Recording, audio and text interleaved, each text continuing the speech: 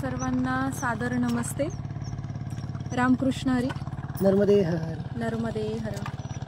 या कुंदेंदु तुषार हार धवला, या शुभ्रवस्त्रावृता, या वीणावरदंड मंडितकरा, या श्वेतपद्मासना,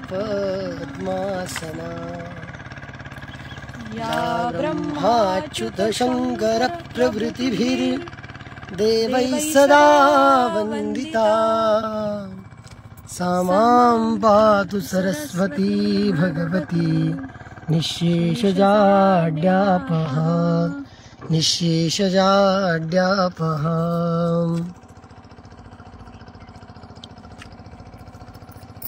आज वसंत पंचमी, त्यानिमित्तानं लाईव्ह येण्याचा योग. सर्वांना वसंत पंचमीच्या हार्दिक शुभेच्छा. वसंत पंचमी हा आपल्या हिंदू सनातन वैदिक धर्माचा पवित्र दिवस. पवित्र यासाठी माघ महिन्यातील ही पवित्र पंचमी तिथी, त्यामुळे ही सर्वांना आनंदित करणारी आहे. वसंत ऋतूचं आगमन प्रकृतीच्या कणाकणात वास करणाऱ्या चेतनेला उल्हासित आणि आनंदित करणारं आहे. तर आज आम्ही त्यानिमित्ताने लाईव्ह तर आलेलोच आहोत. तर सोबतच इथे आम्हाला एक दादा आहेत, त्यांची ही नाव आहे आणि त्यांनी आम्हाला. महाराज जी, आपका खेत कहाँ है जी, वो बता दीजिए बस. हमारा खेत ही इधर है, सामने वाले तट पर. मतलब हम नदी भी पार नहीं हुए, बस उनके खेत यहाँ सामने है और यहाँ से बस यहाँ से यहाँ तक आ गए. तो कोई कहेगा कि आपने नर्मदा तट पार किया क्या? नहीं जी, बस बैठे थे, अच्छा लगा महाराज जी के साथ बैठ गए. आपका नाम बताइए जी. मेरा नाम शेरू वर्मा. अच्छा, आप यही के हो जी? बहुत बढ़िया जी. कपिलेश्वर. सही है जी, कपिलेश्वर के है जी. बहुत बढ़िया जी, हमको बढ़िया से शेयर करवा रहे हैं. बहुत बढ़िया जी. हाँ जी. नर्मदे हर. नर्मदे हर. फार सुंदर असं वातावरण आहे. ह्या वसंत पंचमीमध्ये मनुष्यच नव्हे तर सर्व जीवजंतू, पशुपक्षी, वृक्षलता, वेली एका नवीन जीवनाच्या अध्यायाला प्रारंभ करताना दिसतात. भारतीय जनजीवन हे अनेक सण, उत्सव, रीतिरिवाजाचा प्रथा परंपरेप्रमाणे अतिशय हर्षाने साजरे करतात. परंतु आजचा दिवस प्राचीन काळापासून मनुष्य जीवनाच्या प्रारंभिक गरजा पूर्ण झाल्यावर वेद, काव्य, शास्त्र, संगीत, कला याकडे उदयोन्मुख होताना दिसतो.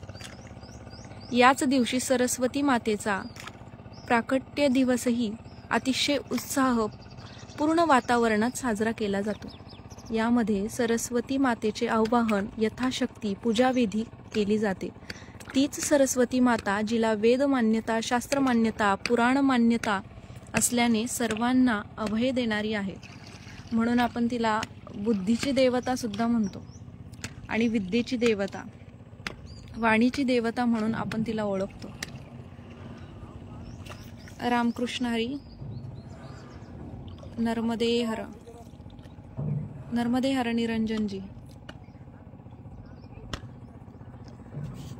तर आजची ही वसंत पंचमी आपण ह्याकरता साजरीही करतो.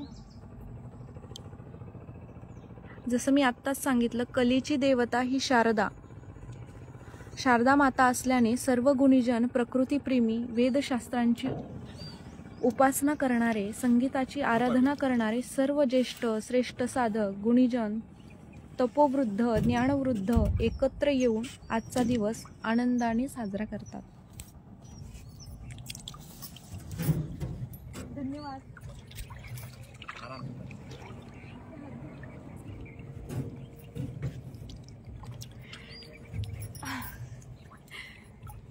अशा रीतीने आम्ही नावेतनं बाहेर आलेलो आहोत.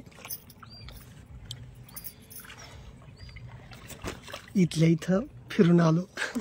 खूप छान आहे अनुभव.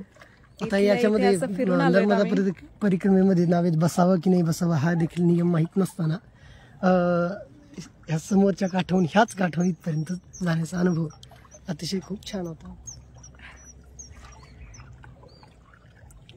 छान असं वातावरण आहे, मस्त.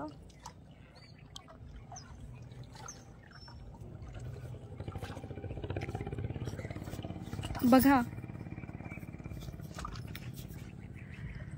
धन्यवाद निरंजनजी.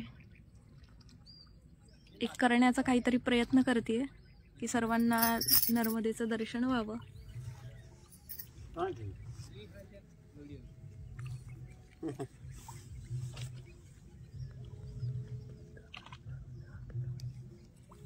हा पवित्र नदी पवित्र नर्मदेचा हा किनारा आहे. त्याचप्रमाणे इथली लोकही खरंच तितकीच पवित्र आहेत आणि खरंच खूप सुंदर अनुभव आहे. जसं की त्या दादांना आम्ही आत्ता म्हणालो की आम्हाला नावेत बसायची इच्छा झाली बघून. सहज आम्ही इथे किनाऱ्यावर बसलो होतो आणि त्यांनी पण छान नामस्मरण करत करत बसलो नामस्मरण आणि करत नर्मदे करत म्हणजे बसलो. मनातच आलं की बसावं बाबा. ते म्हटले बसायचं का तुम्हाला, बसूया आपण, हरकत लगेच नाही. म्हणजे खूप छान मग लोक त्यांना आहेत. आपण हे पण विचारलं की आम्हाला नर्मदा नदी पार नाही करायची, ते नियम पण आहेत वगैरे आमचे, नाही का. मग त्यांनी सांगितलं हरकत नाही, आपण इथून जाऊन या तुमच्यासाठी, नाही का. पवित्र हृदयाची माणसं आहेत, खूप छान आहेत, प्रेमळ आहेत. सर्वांना तर माहितीच आहे ज्यांनी नर्मदा परिक्रमा केली आहे. नर्मदे हर गौरवजी, नर्मदे हर. तर बघा, वसंत ऋतूचे आगमन प्रकृतीच्या दृष्टीने अत्यंत रमणीय, अत्यंत सुखकर या अविरत प्रवासातील गोड असतो. म्हणूनच आजच्या दिवशी सर्वांनी सरस्वती मातेचा कृपाप्रसाद प्राप्त करावा आणि मनोभावे वंदन पूजा करावी. मीही आपणा सर्वांच्या दीर्घ आयुष्याची कामना करते. सर्वांना उत्तम बुद्धिमत्ता, उत्तम विवेक, विचार शक्ती सरस्वती माता देव अशी प्रार्थना करते. आणि त्यामुळे तुम्हाला माहिती आहे का, अजून एक अशी विशेषता अशी आहे की याच दिवशी वसंत पंचमी तर आहेच, रुक्मिणी माता आणि पांडुरंगांचा विवाहसुद्धा ह्याच दिवशी झालेला आहे. आज थोडी उशिरा लाईव्ह आले कारण हे वातावरण इतकं सुंदर आहे आणि नर्मदेचा तट आहे आणि अजून काय वर्णन करावं. आणि त्याचबरोबर इतकी सुंदर शांतता वातावरण असल्यामुळे आम्ही उपासनेत साधनेत इथे रत झालो. शांतता इतकी आहे की मोहून टाकते. आणि त्यामुळे आम्ही असं ठरवलं, हे वातावरण बघून कपिलेश्वराचं मंदिर इथे आहे, जसं की मी कालच्या लाईव्हमध्ये सर्वांना सांगितलं, बोलले. इतकी भावली ही शांतता आणि इथलं वातावरण की आम्ही असा निर्णय घेतला की परिक्रमेमध्ये आहोतच, काही अडचण नाही, परंतु अजून 3 दिवस इथेच मुक्काम करणार आहोत आम्ही आणि इथेच आम्ही थांबलो आहोत. तर इथल्या स्थानिक लोकांनी सुद्धा सुंदर व्यवस्था केली आहे आमची, म्हणजे कुठलीच तशी अडचण येत नाही. महत्त्वाची गोष्ट अशी की नर्मदा जयंती आहे, ती आहे आता 4 तारखेला. 4 तारखेला, हां बरोबर 4 तारखेला आहे. तोपर्यंत आम्ही ते थांबण्याचा निर्णय घेतलाय कारण पुढे आम्हाला माई भेटणार नाहीये लवकर, 15-20 दिवस. आणि पुढे शूलपाणीच्या जंगलातून वगैरे जाताना, शूलपाणीच्या जंगलातून वगैरे जाताना भेटणार नाही. तर तशी राजघाटला वगैरे आहे, पण आम्हाला असं कळलं की तिथे गर्दी खूप असते. आम्हाला हवी आहे शांतता, एकांत, पहिला मुद्दा आहे. त्यामुळे इथं कोणी येत नाही अजिबात. असेल कदाचित नर्मदा जयंती दिवशी गर्दी असेल, पण ठीक आहे. इथं सकाळी उपासनेसाठी साधनेसाठी उत्तम. हे बघा ना एकदा, काय तो आनंद, ते छान मासे वगैरे येत आहेत, खूपच सुंदर. आज प्रथमतच मी लाईव्ह मध्ये बोलतोय. मला एवढी प्रॅक्टिस नाही बोलण्याची ना, तेवढं ज्ञान. आज साक्षात आचार्यजी लाईव्ह मध्ये बोलत आहेत. कधीच येत नाहीत, त्यांना आवडत नाही खरं तर, पण माझा आग्रह.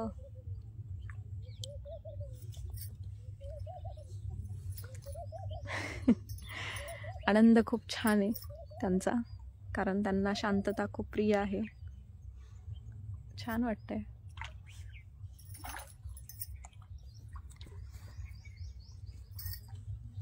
तर वसंत पंचमीच्या निमित्ताने सर्वांना सरस्वती मातेची कृपा व्हावी अशी प्रार्थना मी करते. आणि पवित्र वसंत पंचमीच्या दिवशी आमच्या परिक्रमेचा हा 18वा दिवस, त्यामुळे हा काल होता 17वा दिवस, आज आहे 18वा. तर आम्हाला बरेच जण विचारतायत की किती हळू चालतायत किंवा काय इतक्या दिवस थांबलात तर तुम्हाला वर्षभर लागेल. तर खरं सांगायचं तर काहीच अडचण नाहीये. वर्ष काय 2 वर्ष जरी लागलं तरी आम्हाला छान वाटेल, खूपच छान. हरकतच नाहीये, हरकत नाही, त्याच्यासारखं खूप सुख नाही आणि आनंद नाहीये कुठे. आणि खरं तर आम्हाला कोणी विचारलं तर आचार्यजी नेहमी म्हणत असतात की हा रस्ता संपूच नाही. बरेच जण पळत असतात आणि खरंच आम्ही 40 किलोमीटर पळतात. हो, 40 किलोमीटर. परिक्रमेचा अर्थ एका साधूबाबांनी आम्हाला असं सांगितलं की परिक्रमा म्हणजे काय, नाही का, का आणि कशासाठी करतात म्हटले. तर त्याचं एकमेव उत्तर त्यांनी असं दिलं, म्हटलं आम्हाला तर काही माहीत नाही, तुम्हीच सांगा बाबाजी. ते म्हटले परिक्रमेचा अर्थ त्या प्रत्येक स्थानावर जा, ज्या स्थानाचा महिमा नर्मदा पुराणामध्ये, नर्मदा स्तोत्रामध्ये, म्हणजे नर्मदेच्या आधी करून सर्व जे ग्रंथ आहेत त्याच्यामध्ये उल्लेख आहे, तिथं जा, तिथले आश्रम बघा, तिथल्या आश्रमांना अनुभवा, प्लस त्या आश्रमामध्ये सेवा. त्या साधूबाबांची सगळ्यात महत्त्वाचा जोर या विषयावर दिला की तुम्ही तिथं जाऊन सेवा करा. 40 किलोमीटर चालल्यानंतर ती सेवा कशी होणार आहे आणि त्या साधूंचा उपदेश कशी मिळणार आहे. ज्याप्रमाणे गीतेमध्ये असं सांगितलं जातं, तद्विधी प्रणिपातेन परिप्रश्नेन सेवया. अगोदर सेवा सांगितली म्हटली, अगोदर त्या साधूंची, त्या ऋषीमुनींची सेवा करायची, मग ते उपदेश देणार आहेत आपल्याला. म्हणजे किती छान आहे हे तो सुखद अनुभव. ज्याप्रमाणे मी नाही का म्हणत, जेवायला बसतोय ना पोटभर, तद्वत परमार्थ करायला आलोय ना, मग त्याच्यामध्ये इकडे तिकडे नाही करायचं. मला त्यांचं आचार्यजींचं खरं तर हे वाक्य खूप आवडतं, नेहमी ते सांगत असतात सर्वांना. तसं आमच्या गुरुवारी यांचं वाक्य आहे. तर जेवायला बसल्यावर आपण लाजत नाही, अगदी पोटभर जेवतो. त्याप्रमाणे परमार्थ करताना का लाजायचं, पोटभर परमार्थ करायचं. आणि आता बसलोच आहेत परमार्थ करायला, तर छान करूयात की, काय घाई आहे, काय अडचण आहे. त्याच्यामुळे पळण्यापेक्षा चिंता न भय, नर्मदा माता की जय. नर्मदा माता की जय. खरंच तिचीच कृपा आहे, त्यामुळेच आम्ही इथे आहोत. आणि तुम्हा सर्वांचा आशीर्वाद. आणि ही आपली मैया, हा संगम झालेला इथे, ही आपली मैया आहे. कपिला संगम, महर्षी कपिल मुनींनी या ठिकाणी तप केलं. नवे नवे त्यांच्याच तपोचरणाची ही भूमी आहे.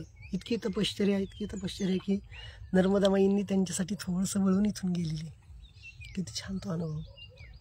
सर्वांना नर्मदे हर. नर्मदे हर.